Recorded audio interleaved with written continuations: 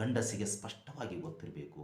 ನನ್ನ ಹಾಗೆಯೇ ಕೂಡ ಅವಳಿಗೂ ಕೂಡ ಭಾವನೆಗಳಿರುತ್ತವೆ. ಅವಳಿಗೂ ಕೂಡ ಗಂಡಿನ ಒಂದು ಸಂಪರ್ಕ, ಗಂಡನ್ನು ಸೇರುವ ಸುಖಿಸುವ ಒಂದು ಆಸೆ ಆಕಾಂಕ್ಷೆ ಎಲ್ಲವೂ ಇರ್ತವೆ ಅಂತಕ್ಕಂತಹ ಒಂದು ತಿಳುವಳಿಕೆ ಪ್ರತಿ ಗಂಡಿಗೂ ಇರಬೇಕು. ಮತ್ತು ಲೈಂಗಿಕ ಸುಖ ಅನ್ನುವುದು ಗರಿಷ್ಠ ಮಟ್ಟದಲ್ಲಿ ನಾವು ಪಡೆಯೋದು ಈ ಸುಖವನ್ನು ಕೊಟ್ಟು ತೆಗೆದುಕೊಳ್ಳುವುದರಲ್ಲಿ ಇರ್ತದೆ. ಅಂದರೆ ನನ್ನ ವಿರುದ್ಧ ಲಿಂಗಿಯು ಪಡಿತಕ್ಕಂಥ ಸುಖವನ್ನು ನೋಡಿ ನಾನು ಸುಖ ಪಡಬೇಕು, ನನ್ನ ಸುಖವನ್ನು ನೋಡಿ ಅವಳು ಸುಖ ಪಡಬೇಕು. ಅದು ಮಾತ್ರ ಲೈಂಗಿಕ ಸುಖವೇ ಹೊರತು ಒಂದು ಆಕ್ರಮಣದ ರೀತಿಯಲ್ಲಿ ಆ ಸುಖವನ್ನು ಪಡೀಲಿಕ್ಕೆ ಹೋದಾಗ ಆ ಸುಖ ನಿಜವಾದ ಸುಖ ಅಲ್ಲ.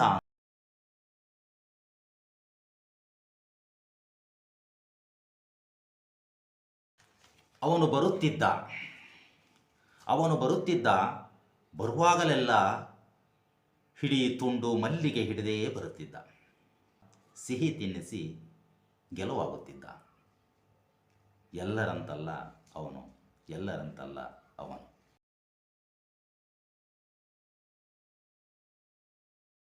ಸುಖದ ಕ್ಷಣಗಳು, ಶಾಶ್ವತ ಸುಖದ ಕ್ಷಣಗಳು, ಅಂಥ ಒಂದು ಸೌಂದರ್ಯದ ಬದುಕು ಇಲ್ಲ ಅಂತ ಕೊರಗಿ ಸಾಯುವುದಕ್ಕಿಂತ ಇದ್ದದ್ದರಲ್ಲಿ ಸಿಕ್ಕತಕ್ಕಂತಹ ಸೂರ್ಯನ ಬೆಳಕು ಬರುವವರೆಗೂ ಈಗಿರ್ತಕ್ಕಂಥ ಈ ಸಣ್ಣ ದೀಪದ ಬೆಳಕು, ಸಣ್ಣ ನಕ್ಷತ್ರಗಳ ಬೆಳಕು ಇದೆಯಲ್ಲ, ಇದರ ನೆನಪಿನಲ್ಲಿಯೇ ನಾನು ಸೂರ್ಯ ಬರುವವರೆಗೂ ಕಾಯ್ತೇನೆ.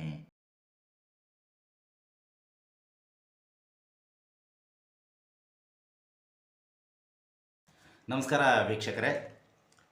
ಕನ್ನಡ ಕಾವ್ಯ ಲೋಕಕ್ಕೆ ಹೊಸದಾಗಿ ಪ್ರವೇಶ ಮಾಡ್ತಿರ್ತಕ್ಕಂಥ ಕವಿಗಳನ್ನು ಪರಿಚಯಿಸ್ತಿರ್ತಕ್ಕಂಥ ಈ ಸರಣಿಯಲ್ಲಿ ಇವತ್ತು ನಾನು ಶಿವಮೊಗ್ಗ ಜಿಲ್ಲೆಯ ಒಬ್ಬ ಕವಯಿತ್ರಿಯನ್ನು ಅವರ ಒಂದು ಕವಿತೆಯನ್ನು ಓದುವುದರ ಮೂಲಕ ಪರಿಚಯಿಸಬೇಕು ಅಂದ್ಕೊಂಡಿದ್ದೇನೆ. ತಮ್ಮೆಲ್ಲರಿಗೂ ಕೂಡ ನನ್ನ ಈ ಚಾನಲ್ಗೆ ಮತ್ತೊಮ್ಮೆ ಪ್ರೀತಿಪೂರ್ವಕ ಸ್ವಾಗತ. ತಮ್ಮೆಲ್ಲರಲ್ಲೂ ವಿನಂತಿ, ಯಾರು ಹೊಸದಾಗಿ ಈ ಚಾನಲ್ಗೆ ಬಂದು ಈ ವಿಡಿಯೋವನ್ನು ನೋಡ್ತಾ ಇದ್ದೀರಿ, ತಾವೆಲ್ಲರೂ ಕೂಡ ನನ್ನ ಚಾನಲ್ಗೆ ಸಬ್ಸ್ಕ್ರೈಬ್ ಮಾಡ್ಕೊಳ್ಳಿ. ಸಬ್ಸ್ಕ್ರೈಬ್ ಮಾಡ್ಕೊಳ್ಳೋದ್ರ ಜೊತೆಗೆ ಪಕ್ಕದಲ್ಲಿರ್ತಕ್ಕಂಥ ಬೆಲ್ ಬಟನನ್ನು ಒತ್ತಿದರೆ ಮುಂದೆ ನಮ್ಮ ಸಾಹಿತ್ಯ, ಸಂಸ್ಕೃತಿ, ಕಲೆ ಹೀಗೆ ಮಾಡ್ತಿರ್ತಕ್ಕಂಥ ಎಲ್ಲ ವಿಡಿಯೋಗಳ ನೋಟಿಫಿಕೇಷನ್ ತಮಗೆ ಬರ್ತದೆ. ದಯವಿಟ್ಟು ಸಬ್ಸ್ಕ್ರೈಬ್ ಮಾಡ್ಕೊಳ್ಳಿ ಮತ್ತು ಬೆಲ್ ಬಟನ್ ಒತ್ತೋದನ್ನು ಮರೆಯಬೇಡಿ. ಇನ್ನೊಂದು ವಿನಂತಿ, ಹೊಸದಾಗಿ ಕಾವ್ಯಲೋಕಕ್ಕೆ ಕವಿಗಳನ್ನು ಪರಿಚಯಿಸ್ತಿರ್ತಕ್ಕಂಥ ಈ ವಿಡಿಯೋಗಳನ್ನು ತಾವು ಕೊನೆಯ ತನಕ ನೋಡಿ ಆ ಕವಿಗಳಿಗೂ ಕೂಡ ಒಂದು ಪ್ರೋತ್ಸಾಹ ಕೊಟ್ಟಂಗಾಗುತ್ತೆ. ಜೊತೆಗೆ ಅವ್ರು ಏನು ಬರೀತಿದ್ದಾರೆ, ಹೊಸದಾಗಿ ಕನ್ನಡ ಕಾವ್ಯಲೋಕಕ್ಕೆ ಏನನ್ನು ಕೊಡ್ತಾ ಇದ್ದಾರೆ ಮತ್ತು ಭರವಸೆಯನ್ನು ಹುಟ್ಟಿಸ್ತಾ ಇದ್ದಾರಾ, ಈ ಎಲ್ಲ ಅಂಶಗಳನ್ನು ತಾವು ಅರ್ಥ ಮಾಡ್ಕೊಳ್ಳಿಕ್ಕೆ ವಿಡಿಯೋವನ್ನು ಕೊನೆ ತನಕ ನೋಡಿ. ಇಷ್ಟ ಆದರೆ ಲೈಕ್ ಮಾಡಿ, ಕಮೆಂಟ್ ಮಾಡಿ, ಹೆಚ್ಚು ಇಷ್ಟ ಆದರೆ ಸ್ನೇಹಿತರ ವಲಯದಲ್ಲಿ ಶೇರ್ ಮಾಡಿ ಅಂತ ತಮ್ಮಲ್ಲಿ ಕೇಳ್ಕೊಳ್ತಾ ಇವತ್ತಿನ ವಿಷಯವನ್ನು ಪ್ರಾರಂಭಿಸ್ತಾ ಇದ್ದೇನೆ. ತಮ್ಮೆಲ್ಲರಿಗೂ ಕೂಡ ಮತ್ತೊಮ್ಮೆ ಪ್ರೀತಿಪೂರ್ವಕ ಸ್ವಾಗತ. ಸ್ನೇಹಿತರೆ, ಇವತ್ತು ನಾನು ಓದ್ತಿರ್ತಕ್ಕಂಥ ಕವಿತೆ ಮತ್ತು ಅದರ ಬಗ್ಗೆ 4 ಮಾತುಗಳನ್ನು ಹೇಳುವ ಮೊದಲು ಕವಿಯ ಬಗ್ಗೆ 4 ಮಾತು ಹೇಳೋದಾದರೆ, ಇವತ್ತು ನಾನು ಓದ್ತಿರ್ತಕ್ಕಂಥ ಕವಿತೆ ವಾಣಿ ಭಂಡಾರಿಯವರು. ವಾಣಿ ಭಂಡಾರಿಯವರು ಶಿವಮೊಗ್ಗ ಜಿಲ್ಲೆಯವರು. ಶಿವಮೊಗ್ಗ ಜಿಲ್ಲೆಯ ರಿಪ್ಪನ್ಪೇಟೆಯಲ್ಲಿ ಹುಟ್ಟಿ ಬೆಳೆದಿರ್ತಕ್ಕಂಥವರು. ಅವರು ವೃತ್ತಿಯಿಂದ ಉಪನ್ಯಾಸಕಿ. ವಿವಿಧ ಕಾಲೇಜುಗಳಲ್ಲಿ ಉಪನ್ಯಾಸಕಿಯಾಗಿ ಅವರು ಕೆಲಸವನ್ನು ಮಾಡಿದ್ದಾರೆ. ಸಾಹಿತ್ಯಿಕವಾಗಿ ಹೇಳೋದಾದರೆ ವಾಣಿ ಭಂಡಾರಿಯವರು ಆರಂಭದಲ್ಲಿ ಯಾವುದೋ ಒಂದು ನಿರ್ದಿಷ್ಟ ಕ್ಷೇತ್ರವನ್ನು ಹಿಡ್ಕೊಂಡು ಹೋಗಲಿಲ್ಲ. ಅವರು ಅನೇಕ ಸಾಹಿತ್ಯದ ವಿವಿಧ ವಿಭಾಗಗಳಲ್ಲಿ ಅವರು ತಮ್ಮ ರಚನಾ ಕೌಶಲ್ಯವನ್ನು ತೋರಿಸಲಿಕ್ಕೆ ಪ್ರಯತ್ನವನ್ನು ಮಾಡಿದ್ದಾರೆ. ಅವರು ಅನೇಕ ಕವನಗಳನ್ನು ಬರೆದಿದ್ದಾರೆ. ಜೊತೆಗೆ ಅವರು ಕಥಾ ಸ್ಪರ್ಧೆಯಲ್ಲಿ ಭಾಗವಹಿಸಿ ಬಹುಮಾನ ಪಡೆದಿದ್ದಾರೆ, ಕವನ ಸ್ಪರ್ಧೆಯಲ್ಲಿ ಬಹುಮಾನ ಪಡೆದಿದ್ದಾರೆ, ಚುಟುಕುಗಳನ್ನು ಬರೆದಿದ್ದಾರೆ. ಜೊತೆಗೆ ನಾಟಕ, ಪ್ರಬಂಧ, ಹೀಗೆ ವೈವಿಧ್ಯಮಯವಾಗಿರ್ತಕ್ಕಂಥ ಸಾಹಿತ್ಯದ ವಿವಿಧ ವಿಭಾಗಗಳಲ್ಲಿ ಅವರು ತಮ್ಮ ಪ್ರತಿಭೆಯನ್ನು ಹಂಚಿಕೊಂಡು ತೊಡಗಿಸಿಕೊಂಡು ಕೃತಿಗಳನ್ನು ರಚಿಸ್ತಾ ಇದ್ದಾರೆ. ವಾಣಿ ಭಂಡಾರಿಯವರಿಗೆ ಸಾಹಿತ್ಯದ ಜೊತೆಗೆ ನಿಕಟ ಸಂಬಂಧ ಇರತಕ್ಕಂಥ ಸಂಗೀತದಲ್ಲಿ ಕೂಡ ಆಸಕ್ತಿ ಇದೆ. ಭಾವಗೀತೆಯನ್ನು ಬರೀತಾರೆ.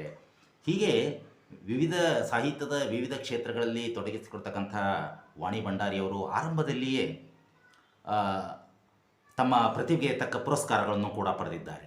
ಅವರು ಅನೇಕ ಕಥಾ ಸ್ಪರ್ಧೆಯಲ್ಲಿ ಭಾಗವಹಿಸಿ, ಪ್ರಬಂಧ ಸ್ಪರ್ಧೆಯಲ್ಲಿ ಭಾಗವಹಿಸಿ ಬಹುಮಾನವನ್ನು ಪಡೆದಿದ್ದಾರೆ. ರಾಜ್ಯ ಮಕ್ಕಳ ಕವನ ಸ್ಪರ್ಧೆ ಅದರಲ್ಲಿ ಬಹುಮಾನ ಪಡೆದಿದ್ದಾರೆ. ಜೊತೆಗೆ ಗಜಲ್ ಕೂಡ ಇವರು ಬರೀತಾರೆ. ವಿಶೇಷವಾಗಿ ಈಗಾಗಲೇ ಅವರ ಸಂತನೊಳಗಿನ ಧ್ಯಾನ ಅಂತಕ್ಕಂಥ ಒಂದು ಗಜಲ್ ಸಂಕಲನ ಕೂಡ ಪ್ರಕಟ ಆಗಿದೆ. ಜೊತೆಗೆ ಎದೆಯ ಕೂಸು, ಸಮಾಧಿ ಸುತ್ತ, ಹೀಗೆ ಬೇರೆ ಬೇರೆ ಸಂಕಲನಗಳನ್ನು ರೆಡಿ ಮಾಡಿಕೊಂಡು ಅವರು ಇನ್ನೇನು ಪ್ರಕಟಿಸುವ ಹಂತದಲ್ಲಿದ್ದಾರೆ. ಕವನ ಸಂಕಲನಗಳ ಜೊತೆಗೆ ನಾನು ಈಗಾಗಲೇ ಹೇಳಿದ ಹಾಗೆ ಪ್ರಬಂಧ, ಈ ರೀತಿಯ ಗದ್ಯ ಸಾಹಿತ್ಯವನ್ನು ಕೂಡ ಅವರು ಬರೆದಿದ್ದಾರೆ. ಹೀಗೆ ವಿಶಿಷ್ಟ ಪ್ರತಿಭೆಯ ವಾಣಿ ಭಂಡಾರಿಯವರು ರಚಿಸಿರ್ತಕ್ಕಂಥ ಒಂದು ಕವಿತೆಯನ್ನು ಇವತ್ತು ನಾನು ಇಲ್ಲಿ ಪ್ರಸ್ತುತಪಡಿಸಬೇಕು ಅಂದ್ಕೊಂಡಿದ್ದೇನೆ. ಆರಂಭದಲ್ಲಿ ನಾನು ಮೊದಲು ಆ ಕವಿತೆಯನ್ನು ವಾಚನ ಮಾಡ್ತೇನೆ, ಆಲಿಸಿ ಆಮೇಲೆ ಅದರ ಬಗ್ಗೆ 4 ಮಾತುಗಳನ್ನು ಆಡಬೇಕು ಅಂದ್ಕೊಂಡಿದ್ದೇನೆ. ಅವನು ಬರುತ್ತಿದ್ದ ಬರುವಾಗಲೆಲ್ಲ ಹಿಡಿ ತುಂಡು ಮಲ್ಲಿಗೆ ಹಿಡಿದೇ ಬರುತ್ತಿದ್ದ. ಅವನು ಬರುವಾಗಲೆಲ್ಲ ಹಿಡಿ ತುಂಡು ಮಲ್ಲಿಗೆ ಹಿಡಿದೇ ಬರುತ್ತಿದ್ದ. ಸಿಹಿ ತಿನ್ನಿಸಿ ಗೆಲುವಾಗುತ್ತಿದ್ದ. ಎಲ್ಲರಂತಲ್ಲ ಅವನು. ನನ್ನೆದೆಯ ಮೌನಕ್ಕೆ ಸದಾ ಮಾತಾಗಿರುತ್ತಿದ್ದ.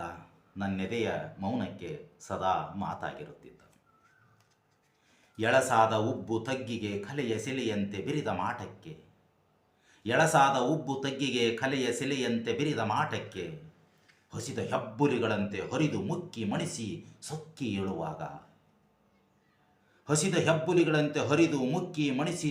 ಏಳುವಾಗ ಅವನು ಮಾತ್ರ ಗುಲಾಬಿಯ ಪಕಳೆಯ ಮೆದುವಂತೆ ಬೇಗುದಿಯ ಎದೆಗೆ ಹದವಾಗಿ ನೇವರಿಸಿ ಸುಖದ ಬಟ್ಟಲನ್ನೇ ಉಣಿಸುತ್ತಿದ್ದಾಗ ಬಾನು ಕೆಂಪೇರಿ ಸೋನೆ ಮಳೆ ಸುರಿದು ಧರೆಯು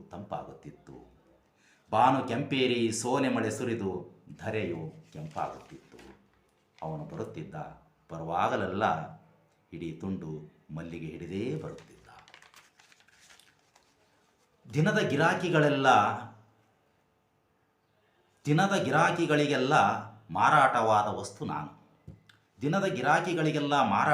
ವಸ್ತು ನಾನು. ನಿತ್ಯದ ಆಹಾರವಷ್ಟೇ. ಆದರೆ ಅವನ ತೋಳ ತೆಕ್ಕೆಯಲ್ಲಿ ಮಾತ್ರ ಹೂವಾಗಿ ಬಿರಿದರಳಿ ನವಿಲಾಗಿ ಬಿಡುತ್ತಿದ್ದೆ.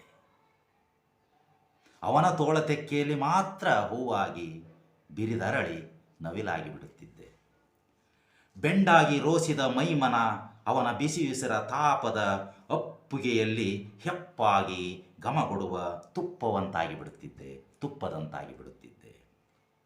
ಅವನು ಬರುವ ದಿನದ ಹೆಸರಿಗೆ ಪ್ರೀತಿ ಎಂದೇ ಕರೆದೆ. ಅರಿಯದ ಭಾವಕ್ಕೆ ಬೆಸುಗೆ ಹಾಕಿದ ಕ್ಷಣಕ್ಕೆ ಒಲವೆಂದು ಸುರಿಕೊಂಡೆ ಮನದೊಳಗೆ. ಒಂದಿಷ್ಟು ಮಾತು, ಒಂದಿಷ್ಟು ಲಲ್ಲೆ, ಹದವಾದ ಸ್ಪರ್ಶ, ಮುಂಗುರುಳ ನೋವಿಗೆ ಅವನ ಹಿತವಾದ ಮಾತೇ ಮುಲಾಮು. ತಬ್ಬಿದಷ್ಟು ಉಬ್ಬಿ ಬಿಡುವ ಕಾತುರ, ಕ್ಷಣ ಹೊತ್ತು ಸಾಂತ್ವನದ ಅಪ್ಪಿಗೆಯಲ್ಲಿ ಕರಗಿದಾಗಲೇ ಸಾಕು ಇಷ್ಟು ಬದುಕಿಗೆ ಅನಿಸಿದ್ದು ಸುಳ್ಳಲ್ಲ. ನನಗೂ ಗೊತ್ತಿದೆ ಎಂದಿದ್ದರೂ ಅವನು ನನ್ನ ಜೊತೆಗಾರ ಆಗಲಾರನೆಂದು.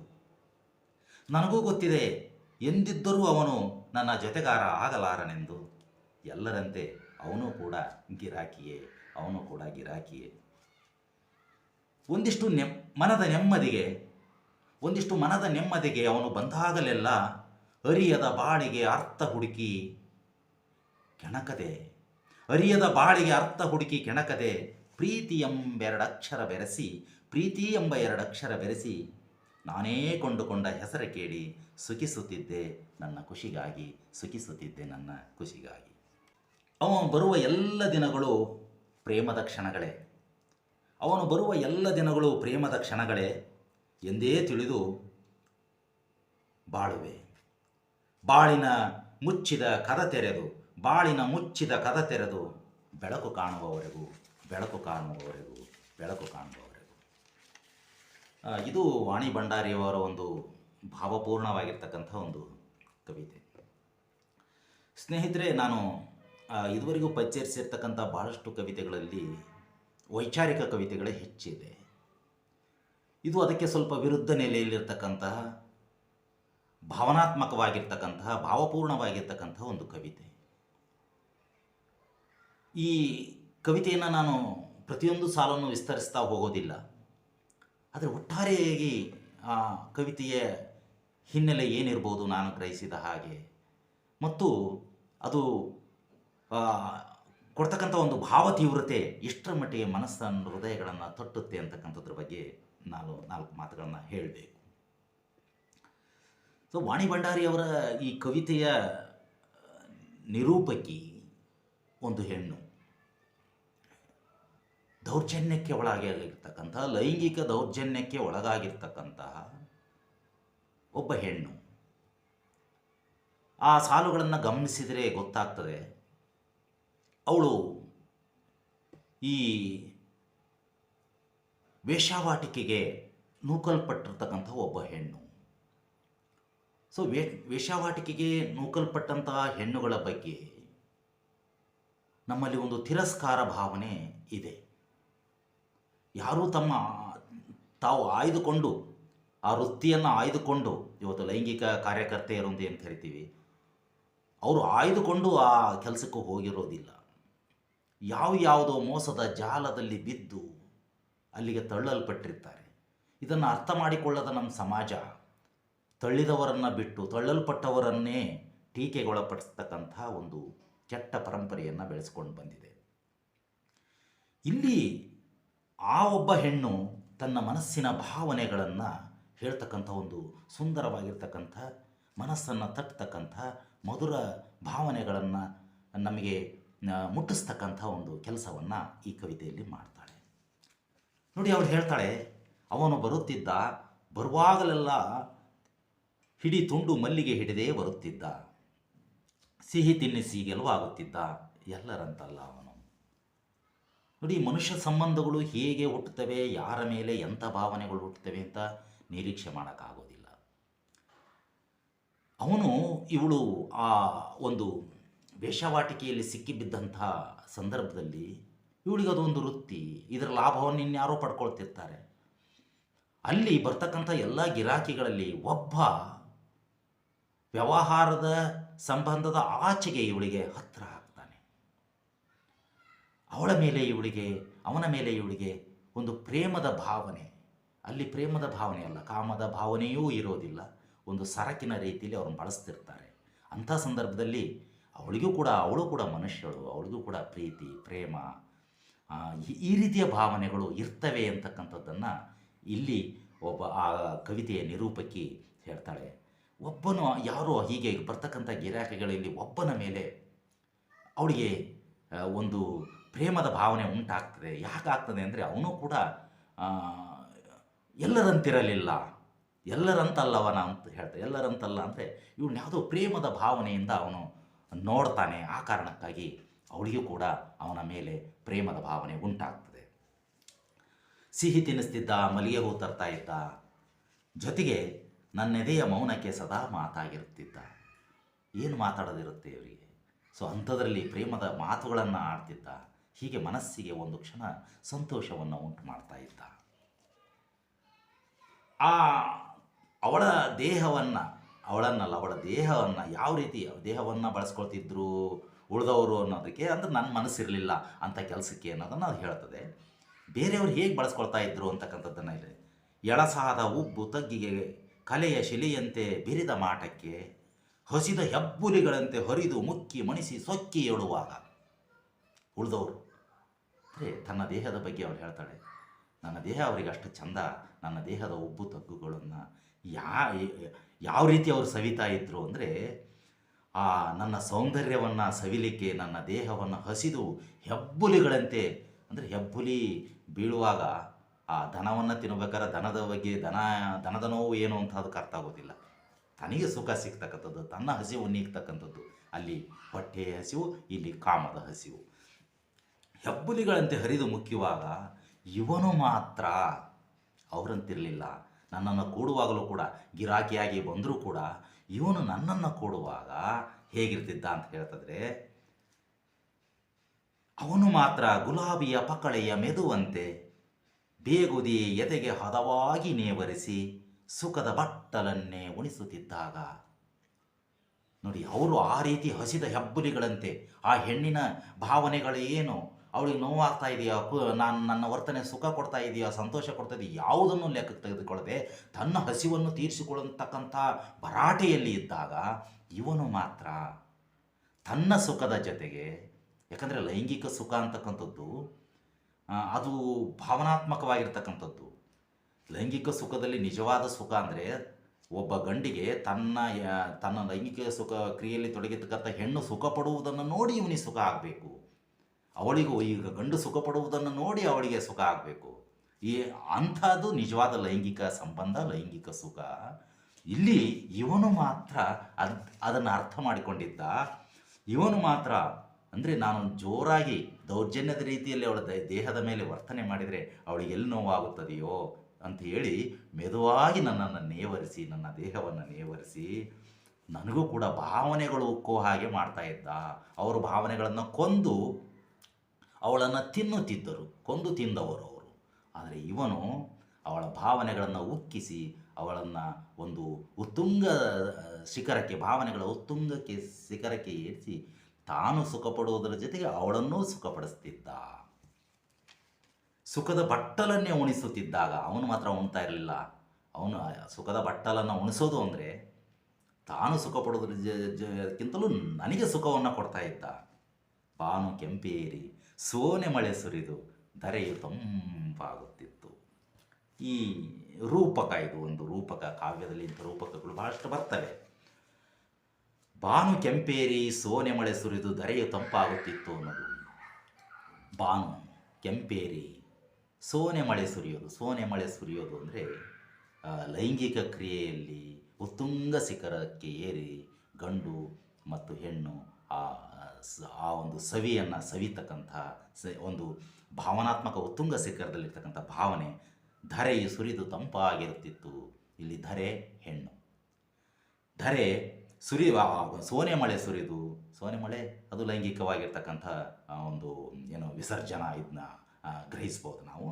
ಸುರಿದು ಧರೆಯು ತಂಪಾಗಿರುತ್ತಿತ್ತು ಅಂದರೆ ಲೈಂಗಿಕ ಸುಖ ಅಂತಕ್ಕಂಥದ್ದು ಇವನಿಂದ ಮಾತ್ರ ನನಗೆ ಸಿಗ್ತಾ ಇತ್ತು. ಅಲ್ಲಿ ಮಾತ್ರ ನನ್ನ ದೇಹ, ಮನಸ್ಸು, ಭಾವನೆ ಎಲ್ಲದಕ್ಕೂ ಗೌರವ ಸಿಕ್ಕು ನಾನು ಸಂತೃಪ್ತಿಗೊಂಡಿದ್ದೆ. ಮಳೆ ಬಂದಾಗ ಅಂದರೆ ಅದುವರೆಗೂ ಬಿಸಿಲಿನ ಬೇಗೆಯಲ್ಲಿ ಬೆಂದಿರ್ತಕ್ಕಂಥ ಭೂಮಿಗೆ ಮಳೆ ಬಂದರೆ ಹೇಗೆ ಒಂದು ಉಲ್ಲಾಸದಾಗಿರ್ತಕ್ಕಂಥ ಭಾವನೆ ಉಂಟಾಗ್ತದೆಯೋ ಅದೇ ರೀತಿ ಭಾವನೆ ನನಗೆ ಉಂಟಾಗ್ತಿತ್ತು ಅವನಿಂದ ಮಾತ್ರ. ಮುಂದೆ ಈ ಕವಿತೆಯಲ್ಲಿ ನೋಡಿ, ಆ ವಾಸ್ತವ ಸ್ಥಿತಿ ಏನಿತ್ತು. ದಿನದ ಗಿರಾಕಿಗಳೆಲ್ಲ ಮಾರಾಟ ಆದ ವಸ್ತು ನಾನು. ಅವಳು ಮಾರಾಟವಾದವಳು, ಯಾರೋ ಮಾರ್ಕೊಂಡು ಹೋಗಿರ್ತಾರೆ, ಇನ್ಯಾರೋ ಏಜೆಂಟ್ರು ದುಡ್ಡು ತಗೊಂಡಿರ್ತಾರೆ. ಇವಳ ಕೆಲಸ ಏನು, ಇವಳಿಗೆ ಆಹಾರ ಬಟ್ಟೆಗೆ ಮಾತ್ರ ಏನೋ ಕೊಡ್ತಿರ್ತಾರೆ. ಅವಳ ದೇಹವನ್ನೇ ಒಂದು ಬಂಡವಾಳವಾಗಿ ಇನ್ಯಾರೋ ಅವನ್ನ ಅನುಭವಿಸ್ತಿರ್ತಾರೆ. ಅವನ ತೋಳೆ ತೆಕ್ಕೆಯಲ್ಲಿ ಮಾತ್ರ ಹೂವಾಗಿ ಬಿರಿದರಳಿ ನವಿಲಾಗಿ ಬೀಳುತ್ತಿದ್ದೆ. ಅವನು ಒಬ್ಬ ಗಿರಾಕಿನೇ, ಆದರೆ ಗಿರಾಕಿಗಿಂತ ಹೆಚ್ಚಾಗಿ ಮಾನವ ಸಂಬಂಧ ಅವನ ಜೊತೆಗೆ ಇವಳದು ಬೆರೆಸ್ಕೊಂಡಿದೆ. ಅವನ ತೋಳ ತೆಕ್ಕೆಯಲ್ಲಿ ಮಾತ್ರ ನಾನು ಹೂವಾಗಿ ಬಿರಿದರಳಿ ಅಂದರೆ ಭಾವನೆಗಳು ನನಗೆ ತೀವ್ರತೆ ಎಂದು, ನಿಜವಾದ ಗಂಡಿನ ಸುಖ ಅನ್ನೋದು ಅವನಿಂದ ಮಾತ್ರ ಸಿಗ್ತಾ ಇತ್ತು. ಬೆಂಡಾಗಿ ರೋಸಿದ ಮೈಮನ ಅವನ ಬಿಸಿ ಬಿಸಿರ ತಾಪದ ಒಪ್ಪಿಗೆಯಲ್ಲಿ ಹೆಪ್ಪಾಗಿ ಘಮಗುಡುವ ತುಪ್ಪದಂತಾಗಿ ಬಿಡುತ್ತಿದ್ದೆ. ನೋಡಿ, ಈ ಗಂಡು ಹೆಣ್ಣನ್ನು ಬೆಣ್ಣೆ ಮತ್ತು ಬೆಂಕಿಗೆ ಹೋಲಿಸ್ತಕ್ಕಂಥ ಒಂದು ಕ್ರಮ ಇದೆಯಲ್ಲ, ಅದು ಇಲ್ಲಿ ಬಂದಿದೆ. ಬೆಂಡಾಗಿ ರೋಸಿದ ಮೈಮನ, ಬೆಂಡಾಗಿ ಅಂದರೆ ಯಾವುದೇ ಭಾವನೆಗಳಿಲ್ಲದಂಥ ಸ್ಥಿತಿಯಲ್ಲಿದ್ದಂಥ ನಾನು ಅವನ ಬಿಸಿಯುಸಿರ ತಾಪದ ಅಪ್ಪಿಗೆಯಲ್ಲಿ ಬೆಂಕಿಯ ರೀತಿಯಲ್ಲಿ ಬೆಣ್ಣೆಗೆ ಸ್ಮೆಲ್ ಇರೋದು, ಬೆಣ್ಣೆ ತುಪ್ಪವಾದಾಗ ಆ ಘಮಘಮ ವಾಸನೆ ಬರುತ್ತಲ್ಲ, ಆ ರೀತಿ ಒಂದು ಗಂಡು ಹೆಣ್ಣಿನ ಸಮಾಗಮದ ಸೌಂದರ್ಯ, ಸವಿ ಅನ್ನೋದು ಆಗ ಇಬ್ಬರಿಗೂ ನಮಗೆ ಸಿಗ್ತಾ ಇತ್ತು. ಆಗ ನಿಜವಾದ ಸಂತೋಷ ನನಗೆ ಆಗ್ತಾ ಇತ್ತು. ಅವನು ಬರುವ ದಿನದ ಹೆಸರಿಗೆ ಪ್ರೀತಿ ಎಂದೇ ಕರೆದೆ. ಅರಿಯದ ಭಾವಕ್ಕೆ ಬೆಸುಗೆ ಹಾಕಿದ ಕ್ಷಣಕ್ಕೆ ಒಲವೆಂದುಸಿರಿಕೊಂಡೆ ಮನದೊಳಗೆ. ಇದನ್ನು ಒಲವು ಪ್ರೀತಿ ಅಂಥೇಳಿ ನಾನೇ ನನ್ನಷ್ಟಕ್ಕೆ ನಾನು ನನ್ನ ಸಮಾಧಾನಕ್ಕೆ ನಾನು ಅಂದುಕೊಂಡೆ. ಅವನು ವ್ಯಾವಹಾರಿಕವಾಗಿ ಬಂದಿರ್ಬೋದು, ಆದರೆ ನಾನು ಮಾತ್ರ ನನಗೆ ಮಾತ್ರ ಅದು ವಿಶೇಷವಾಗಿ ಕಂಡದ್ರಿಂದ ಅವನು ಬರುವ ದಿನಕ್ಕೆ ಅದು ಪ್ರೀತಿ ಅಂತ ಕರಿತಾ ಇದ್ದೆ. ಅವನ ಆ ಭಾವಕ್ಕೆ ಒಲವು ಅಂತ ಹೇಳಿ ನನ್ನೊಳಗೆ ನಾನು ಹೇಳಿಕೊಂಡೆ. ಒಂದಷ್ಟು ಮಾತು, ಒಂದಷ್ಟು ಲಲ್ಲೆ, ಹದವಾದ ಸ್ಪರ್ಶ, ಮುಂಗುರಳ ನೋವಿಗೆ ಅವನ ಹಿತವಾದ ಮಾತೇ ಮುಲಾಮು.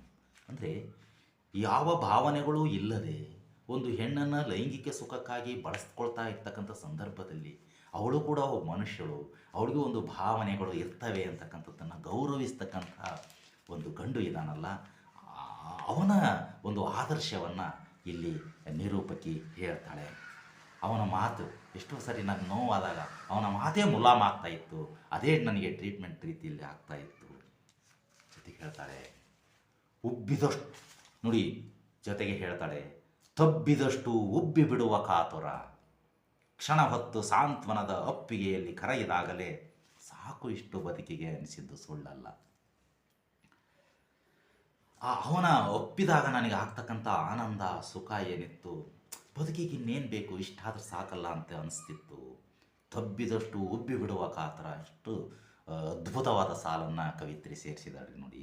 ತಬ್ಬಿದಷ್ಟು ಉಬ್ಬಿ ಬಿಡುವ ಕಾತರ, ಅದ್ರ ಬಗ್ಗೆ 15 ನಿಮಿಷ ಮಾತನಾಡ್ಬೋದು. ಅದೊಂದು ಸಾಲಿನ ಬಗ್ಗೆ ತಮಗೆಲ್ಲರಿಗೂ ಕೂಡ ಅದು ಸುಲಭವಾಗಿ ಅರ್ಥ ಆಗುತ್ತೆ ಅನ್ನೋ ಕಾರಣಕ್ಕಾಗಿ ನಾನು ಮುಂದಕ್ಕೆ ಹೋಗ್ತಾ ಇದ್ದೀನಿ.